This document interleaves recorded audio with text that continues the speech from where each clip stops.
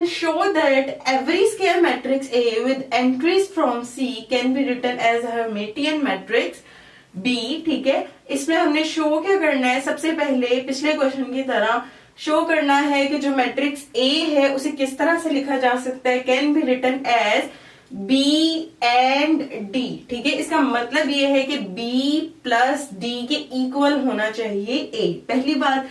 दूसरी बात कि इस क्वेश्चन में हमें और मजीद क्या प्रूव करना है, वो प्रूव करना है कि हमारे पास जो हर्मेटियन मैट्रिक्स है B, यानी कि B को हमने हर्मेटियन मैट्रिक्स, अब यहाँ पर मैं आपको बताती चलूं हर्मेटियन मैट्रिक्स क्या होता है। एक ऐसा मैट्रिक्स जिसकी बार और ट्रांसपोज लिया जाए और अगर उसका आंसर सेम मैट्रिक्स आ जाए तो उस मैट्रिक्स को हम हर्मेटियन मैट्रिक्स कहते हैं। और सेकंड टर्म इस क्वेश्चन में है स्क्यू हर्मेटियन।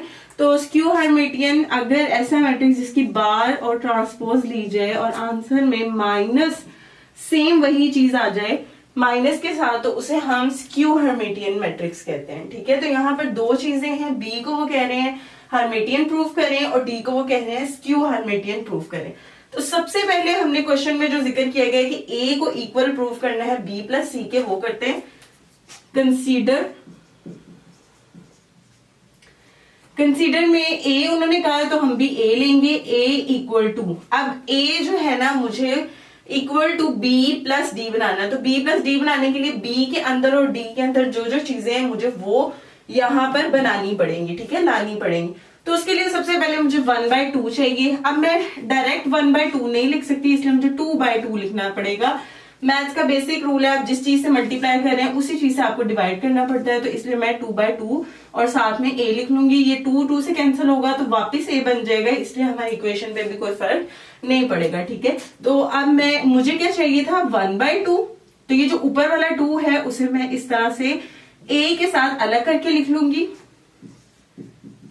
फर्दर अब यहां पर देखें कि b में मेरे पास कितने a's हैं, 2 हैं। ठीक है, एक a ये है और एक b का a है, तो मुझे 2 चाहिए। तो मैं इस 2a को लिख दूंगी in the form of a plus a। ठीक है, ये 1 प्लस 1 जो है वापस 2a हो जाएगा। तो इससे भी हमारी इक्वेशन को फर्क नहीं पड़ेगा। अब मजीद देखें हमें और क्या चाहिए, हमें चाहिए a बार का ट्रांसपोज। जो भी चीज हमें रिक्वायर है ना उसी से हम प्लस कर लेंगे और माइनस कर लेंगे, क्योंकि एक बार हमें प्लस में चाहिए और यहाँ पर एक बार माइनस में है। तो मुझे जो चीजें बी और डी में मुझे दोनों चाहिए। ठीक है, तो मैं ए बार का ट्रांसपोज एक बार प्लस और एक बार माइनस में लिख लूंगी। ठीक है, अब मैं क्या करूंगी, अब जस्ट मैंने इनको एक तरतीब में लिखना है। मेरे पास ए के साथ क्या है प्लस ए बार ट्रांसपोज, तो मैं ए के साथ ये प्लस वाला ए बार का ट्रांसपोज लिख लूंगी। और सेकंड मुझे वहां पर ए के साथ क्या चाहिए, अब मेरे पास ये 2 थे, एक मैंने यहां लिख लिया, एक यहां लिख देती हूँ। साथ मुझे चाहिए माइनस ए बार का ट्रांसपोज, तो मैंने ये वाला इसके साथ लिख दिया। ठीक है, अब मेरे पास क्या है, बाहर इनके 1/2 है, तो इनको मैंने 2 पार्ट्स में डिवाइड करने वाली हूँ। और तो मैं इसके 2 पार्ट्स कर रही हूँ क्योंकि मुझे ये 2 पार्ट्स में ही चाहिए। एक पार्ट मैंने ये कर लिया है, इसके साथ 1/2, फिर है प्लस, फिर मैं सेकेंड पार्ट के साथ भी 1/2 लिखूंगी माइनस ए बार का ट्रांसपोज। ठीक है, अब अगर आप फोकस करें तो जिस तरह से हमें क्वेश्चन में ये वाली जो वैल्यू है एग्जैक्टली किस चीज के इक्वल उन्होंने दी हुई है, बी के, तो मैं इस सारी वैल्यू की जगह यहाँ पर बी लिख दूं क्योंकि ये बी ही के इक्वल है। और यहां पर अगर देखें तो ये सारी वैल्यू जो है हमारे पास डी के इक्वल है, सेम टू सेम है। तो हम इसकी जगह पर यहाँ पर डी लिख देंगे। ठीक है, यहां पर आप एक लाइन भी लिख सकते हो,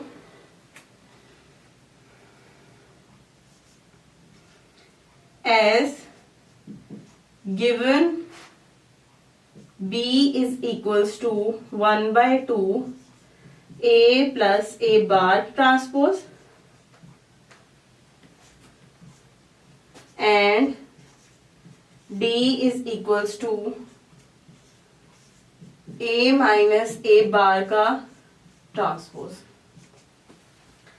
तो यहां पर हमने ये प्रूफ कर लिया a is equal to B plus D. ये तो थी पहली चीज। अब हम सेकेंड चीज इस क्वेश्चन में मजीद क्या प्रूफ करने वाले हैं, वो है हर्मेटियन मैट्रिक्स प्रूफ करना है किसे, बी को। तो हम यहां पर उसके लिए लिख लेते हैं to prove B is Hermitian matrix. उसके लिए हमें क्या करना पड़ेगा, यहां पर बी को लिखना पड़ेगा, बी लिख लेंगे, ए प्लस ए बार का ट्रांसपोज। अब यहां पर देखिए मैंने आपको जैसे कि रेफरेंस में बताया है कि किसी भी जो मैट्रिक्स है ना उसे हर्मिटियन प्रूफ करने के लिए क्या करना पड़ेगा, उसकी बार लेनी पड़ेगी, उसका ट्रांसपोज लेना पड़ेगा, देन अगर आंसर सेम मैट्रिक्स आ जाता है तो हम उसे हर्मिटियन मैट्रिक्स कहते हैं। तो सबसे पहले यहाँ पर ब्रैकेट के अंदर, वैसे भी हमारा मैथ्स का रूल है कि ब्रैकेट के अंदर की चीज हम पहले सॉल्व करते हैं। तो यहाँ पर ब्रैकेट के अंदर बार है तो पहले मैं बार लूंगी बी की और उसकी वैल्यू की बार ले लेंगे। तो यहाँ पर मैं इस पूरी वैल्यू की बार ले लूंगी। यहाँ पर बताती चलूं कि अगर हम दो चीजों की बार लेते हैं, लाइक ए प्लस बी की जब मैं बार लेती हूं तो मेरे पास ए बार प्लस बी बार, यानी कि इस बार को हम टू मैट्रिसेस पे अलग अलग भी लिख सकते हैं। तो यहाँ पर मेरे पास बार है ए प्लस ए बार का ट्रांसपोज, तो मैं क्या करूंगी, इन पर अलग अलग से बार अप्लाई कर दूंगी। ये बन जाएगा ए बार प्लस ए बार ट्रांसपोज की बार, ठीक है। मजीद एक और रेफरेंस आपको बताती चलूं कि अगर किसी चीज के ट्रांसपोज की बार ली हुई हो तो हम उसे लिख सकते हैं ए बार का ट्रांसपोज। पहले देखें ब्रैकेट के अंदर ट्रांसपोज था और बार बाहर थी, ठीक है। अब बार यहाँ पर ए के ऊपर आ गई और ट्रांसपोज ब्रैकेट के बाहर, यानी कि ये दोनों चीजें एक दूसरे के इक्वल हैं। अब हमारे पास यहाँ पर कौन सी फॉर्म है, बार ब्रैकेट से बाहर है, यानी कि ट्रांसपोज के ऊपर है, तो हम इसे ट्रांसपोज के अंदर लिख सकते हैं। यहाँ पर ए के ऊपर बार एक तो पहले से थी, एक ये जो बाहर वाली बार है वो डाल देंगे तो ये डबल बार हो जाएगी और इस तरह से इसको लिख देंगे।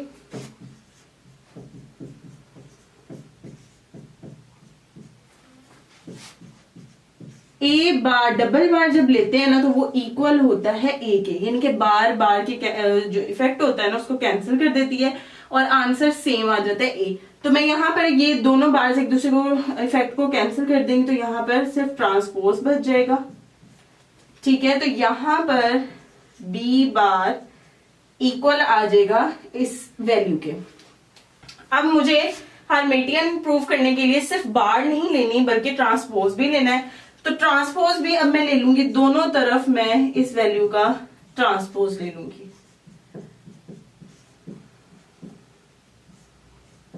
ठीक है, इस तरह से इस पूरी वैल्यू का ट्रांसपोज ले लूंगी। अब मजीद क्या करना है, मुझे इस ट्रांसपोज को अप्लाई करवाना, जैसे कि मैंने आपको पहले भी करवाया था कि अगर एक कांस्टेंट हो या स्केलर टर्म हो और उसके साथ मैट्रिक्स हो, उसका ट्रांसपोज लिया जाए तो ये ट्रांसपोज जो है इस स्केलर टर्म पर अप्लाई नहीं होता, ये सिर्फ मैट्रिक्स पे अप्लाई होता है, ठीक है। तो यहाँ पर ये जो 1/2 है ये एज अ कांस्टेंट है, स्केलर टर्म है, तो इस पर ये ट्रांसपोज अप्लाई नहीं होगा, ये अप्लाई होगा सिर्फ ए बार प्लस ए ट्रांसपोज के ऊपर, ठीक है। अब मजीद इसे सॉल्व करेंगे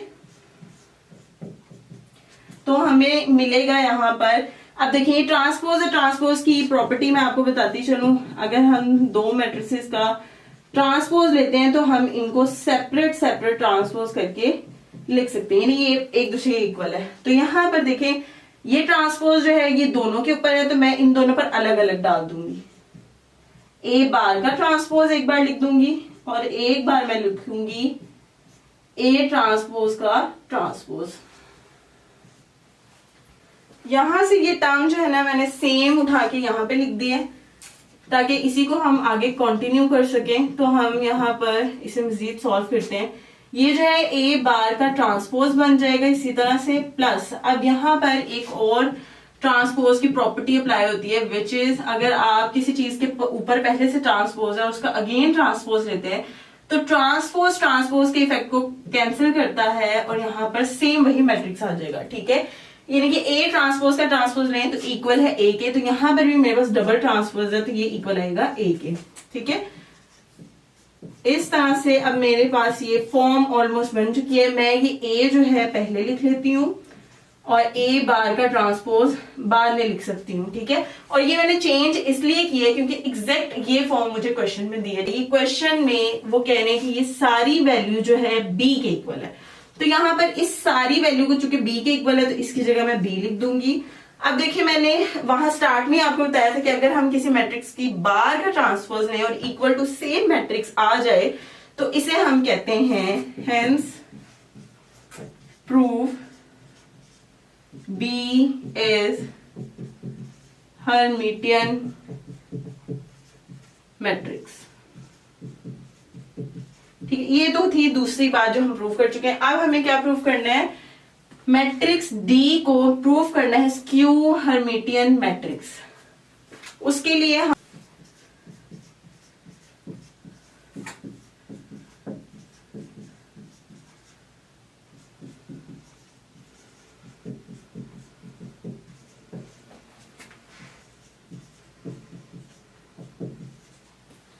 डी को स्क्यू हर्मिटियन मैट्रिक्स प्रूव करने के लिए मैं क्या करूंगी, यहां पर सबसे पहले तो डी लिखूंगी विच इज 1/2 ए माइनस ए बार का ट्रांसपोज।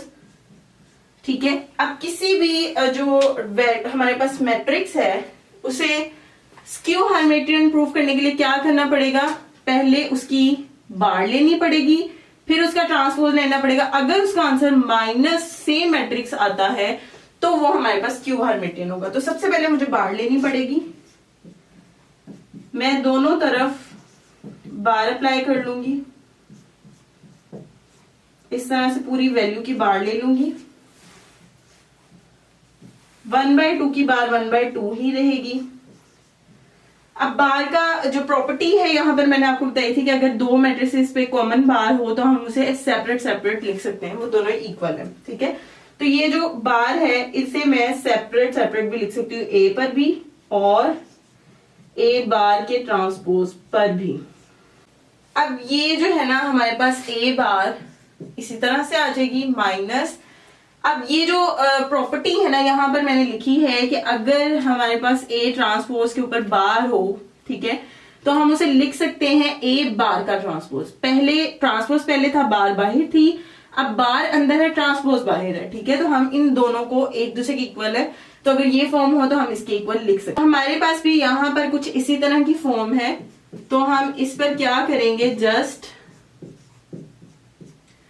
इस बार को जैसे ये बाहर थी और बाद में अंदर हमने अप्लाई कर लिया, तो इस बार को भी मैं एक बार तो ऑलरेडी ए के ऊपर है, जब इस बार को भी मैं अंदर अप्लाई करूंगी तो यहाँ पर ए के ऊपर डबल बार हो जाएगी और ट्रांसपोज बाहर रह जाएगा। ये डबल बार की एक प्रॉपर्टी है कि जब भी किसी मैट्रिक्स के ऊपर डबल बार है तो ये एक दूसरे को इफेक्ट को कैंसिल कर देगी और इक्वल टू ए आ जाएगा।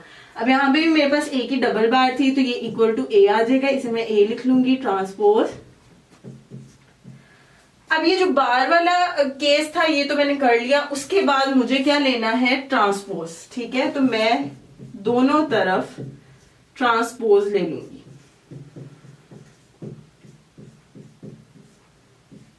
ठीक है जी, अब हम क्या करेंगे, इस ट्रांसपोज को अंदर अप्लाई करेंगे। जैसे ट्रांसपोज की एक प्रॉपर्टी है कि अगर स्केलर और मैट्रिक्स एक साथ आ जाए तो कांस्टेंट पर ट्रांसपोज अप्लाई नहीं होता, सिर्फ मैट्रिक्स पर होता है। ठीक है, तो ये 1/2 पर ट्रांसपोज अप्लाई नहीं होगा, ये अप्लाई होगा ए बार पर माइनस ए ट्रांसपोज का ट्रांसपोज आ जाएगा। ठीक है, यानी कि इस पर अलग से लिख दिया और इस पर अलग से लिख दिया।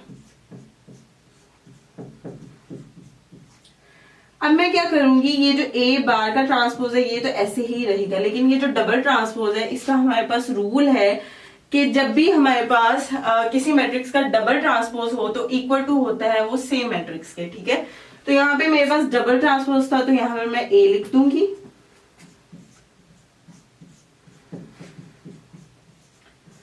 अब जो यहाँ पर मुझे क्या चाहिए, देखिए मुझे क्वेश्चन में डी बनाने के लिए से इक्वल टू डी लाना है, क्योंकि मुझे अगर ए बार का ट्रांसपोज था तो इक्वल टू माइनस ए आना चाहिए। तो अब यहाँ पर मुझे माइनस भी चाहिए और इसे अब मैं डी का चूंकि ले रही हूं तो मुझे डी चाहिए, यहाँ पे डी वाली वैल्यू चाहिए। तो डी में क्या है, ए पहले है और ए बार का ट्रांसपोज माइनस में है, तो यहाँ पर ऑपोजिट है मेरे पास। ठीक है, तो हमें किसी भी चीज के साइंस को चेंज करने के लिए क्या करना है, या तो उसमें माइनस अप्लाई करना पड़ता है या उसमें से माइनस कॉमन भी ले सकते हैं। तो यहाँ पर मैं माइनस कॉमन ले लेती हूँ। मैं यहाँ पर क्या करूंगी, माइनस कॉमन लूंगी तो अंदर के साइंस चेंज हो जाएंगे। जो ए पहले माइनस था अब प्लस हो जाएगा, और जो ए बार का ट्रांसपोज प्लस था वो माइनस हो जाएगा। अब अगर आप देखें तो इस माइनस के अलावा ये जो सारी टर्म है ये किसके इक्वल है क्वेश्चन में, डी के। तो मैं इस सारी टर्म की जगह लिख दूंगी डी। इस तरह से मेरे पास ये क्या प्रूव हो गया कि डी मेरे पास, hence prove D is skew Hermitian matrix. Question number 12 है, if A and B are symmetric matrices. दोनों को वो क्या कह रहे हैं कि अगर दोनों ही सिमेट्रिक हों देन प्रूव दैट, प्रूव हमने क्या करना है कि ए इंटू बी इज सिमेट्रिक, ठीक है। यानी कि ए अलग से और बी अलग से अगर सिमेट्रिक है तो इन दोनों का जो प्रोडक्ट है उसको प्रूव करना है, सिमेट्रिक होना चाहिए। If and only if, if and only if के बारे में मैंने पहले भी क्वेश्चन में बताया था। इसका मतलब ये होता है कि इसमें हमने जो चीज प्रूव करनी है उसको कन्वर्स लेके चलना है। यानी कि दो चीजें होती हैं, एक इफ एंड ओनली इफ से पहले स्टेटमेंट होती है और एक इफ एंड ओनली इफ के बाद, which is A and B are commute, ठीक है। तो हमने क्या करना है कि पहले ए बी सिमेट्रिक के जरिए से हमने दूसरी स्टेटमेंट प्रूव करनी होती है, और फिर इफ एंड ओनली इफ की वजह से दूसरी जो प्रूफ की हुई होती है उसको लेके हमने पहली प्रूफ करनी होती है, ठीक है। तो यहाँ पर हमने दो चीजें प्रूफ करनी है, एक चीज है ये और दूसरी चीज है ये, ठीक है जी। सबसे पहले हम क्या प्रूफ करेंगे, हम ए और बी को सिमेट्रिक लेके चलेंगे और उसके जरिए हम प्रूफ करेंगे कि ए और बी जो है ना वो कम्यूट है, ठीक है। तो हम यहाँ पे लिखते हैं एज गिवन, स्टेटमेंट में जैसा कि हमें दिया गया है that A and B are symmetric. अब इसका मतलब क्या है, ए और बी सिमेट्रिक तब होते हैं अगर मैं ए का ट्रांसपोज लूं और आंसर में ए आ जाए तो वो सिमेट्रिक है, और इसी तरह से अगर मैं बी का भी ट्रांसपोज लूं आंसर बी आए तो वो सिमेट्रिक है। ये तो मैंने वो चीज लिखी जो उन्होंने इतना हिस्सा कंफर्म बताया, ठीक है। अब नेक्स्ट मैं क्या करूंगी, कंसीडर। अब वो कह रहे हैं कि यहाँ पर ए और बी जो है सिमेट्रिक है, इज सिमेट्रिक। तो जैसे ए का सिमेट्रिक था तो उसका ट्रांसपोज लिया ए आ गया, बी सिमेट्रिक था तो बी का ट्रांसपोज लिया बी आ गया। अब अगर ए बी का ट्रांसपोज लें और इसको सिमेट्रिक प्रूफ करना हो तो इसके आंसर में भी ए बी आना चाहिए, ठीक है। तो हम कंसीडर करेंगे ए बी का transpose equal to A B है। अब यहाँ पर ट्रांसपोज की एक प्रॉपर्टी अप्लाई होती है, वो क्या है कि अगर हम ए बी का दो मैट्रिसेस जिनका प्रोडक्ट हो रहा हो उनका ट्रांसपोज लें तो वो इक्वल होता है B transpose into A transpose. यानी कि ये ट्रांसपोज जब अप्लाई होता है ना तो बी पहले आ जाता है ए बाद में। तो यहाँ पर देखिए, यहाँ पर ए बी का ट्रांसपोज है, ये चीज किसके इक्वल है, इसके। तो मैं यहाँ पर क्या लिख दूंगी, B transpose A transpose equal to A B, ठीक है जी। अब यहाँ पर ऊपर ही मैंने क्या लिखा, बल्कि उन्होंने दिया हुआ था स्टेटमेंट में कि ए का ट्रांसपोज ए के इक्वल होता है और बी का ट्रांसपोज बी के। तो यहाँ पे बी का ट्रांसपोज है तो हम इसे बी के इक्वल कर देंगे और ए का ट्रांसपोज ए के इक्वल है, इक्वल टू ए बी। इसी चीज को हम कहते हैं कम्यूट। यानी कि कम्यूट का मतलब ये होता है कि अगर हम ए को बी से मल्टीप्लाई करें तो इक्वल आना चाहिए बी को ए से मल्टीप्लाई करने के, ठीक है। तो यहाँ पर ये चीज हमारे पास प्रूव हो चुकी है। यहाँ पर हम लिख देंगे hence A B are commute, ठीक है जी। एक चीज प्रूव हो गई, यानी कि हमने ए और बी को सिमेट्रिक लेकर चले और ये प्रूव कर दिया। अब इस चीज को लेके चलेंगे और ए बी को सिमेट्रिक प्रूव करेंगे, ठीक है। उसके लिए हमें करना पड़ेगा टू प्रूव, क्या प्रूव करना है जी, हमने प्रूव करना है ए बी इज सिमेट्रिक, ठीक है। उसके लिए हमें क्या करना पड़ेगा, अब हम लेके चलेंगे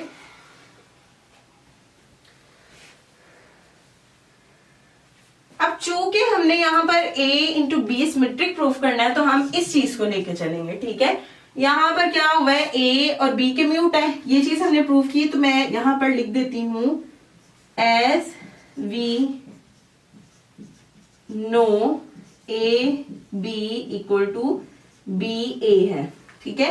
यानी कि कम्यूट को लेके चलेंगे और सिमेट्रिक प्रूफ करेंगे। अब कम्यूट ये है, इसके लिए हम क्या करेंगे, मुझे इसे सिमेट्रिक प्रूफ करना है, यानी कि मुझे इसका ट्रांसपोज लेना है। तो मैं इसका ले लूंगी ट्रांसपोज दोनों तरफ।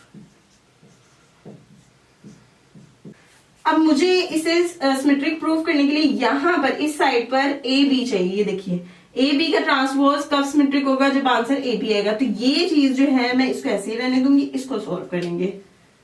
तो आपको जैसे कि मैंने यहाँ पे बताया था कि अगर a इंटू बी का ट्रांसपोज लें तो b का ट्रांसपोज यानी कि b पहले आ जाएगा और a बाद में चला जाएगा। ये प्रॉपर्टी है ट्रांसपोज की। तो यहाँ पे क्या है, b इंटू ए का ट्रांसपोज।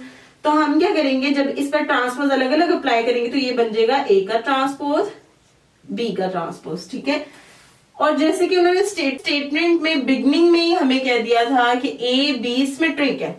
ए बी सिमेट्रिक का मतलब क्या होता है, ए ट्रांसपोज इक्वल टू ए होना चाहिए, बी ट्रांसपोज बी के इक्वल होगा। तो यहाँ पर ए का जो ट्रांसपोज है वो चूंकि ए के इक्वल है तो मैं यहाँ पे ए लिख दूंगी, और बी ट्रांसपोज बी के इक्वल है तो मैं यहाँ पर बी लिख दूंगी। इस तरह से मेरे पास क्या प्रूव हो गया है कि ए बी का transpose equal to A B है, which is said to B A B is symmetric.